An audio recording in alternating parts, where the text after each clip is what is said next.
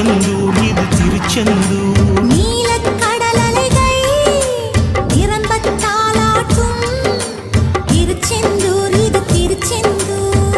ஆழிப்பேரலை அடங்கி நடந்தது அது எந்தூர் இந்த திருச்செந்தூர். ஆழிப்பேரலை அடங்கி நடந்தது அது எந்தூர் இந்த திருச்செந்தூர். திருச்செந்தூர் இது திருச்செந்தூர்.